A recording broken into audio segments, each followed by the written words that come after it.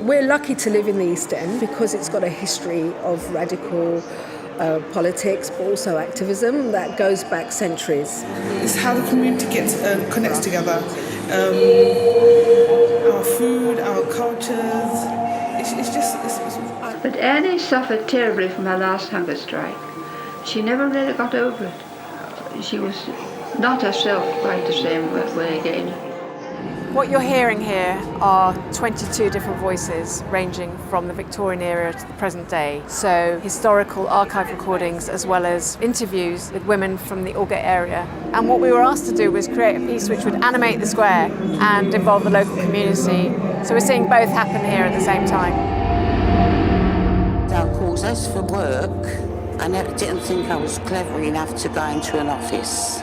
So I chose dressmaking because I was good at needlework. So we're here in Aldgate Square tonight because it's our newly developed community and event space. Hidden Voices, Processions in the City is part of our cultural programme Women, Work and Power, which is an all-year-round programme celebrating the rights and achievements of women over the last 100 years. Well, I heard about the suffragettes and all that sort of thing, and I heard my mother and father talking about women should have the vote and all that sort of thing.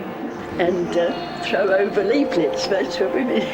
When I got there, just coming out, too pleased with got you red-handed.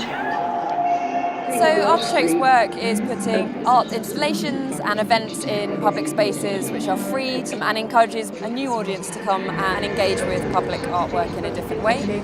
Just got engaged, the voices with the background sound. I think it's a beautiful combination. It's great to have this message that women are important, particularly in this area. It's time for me, when it comes to that, I have to go. Please don't forget my lipstick. But they came out, they supported me from the cafes, from the businesses. There's just some brilliant people in Aldgate.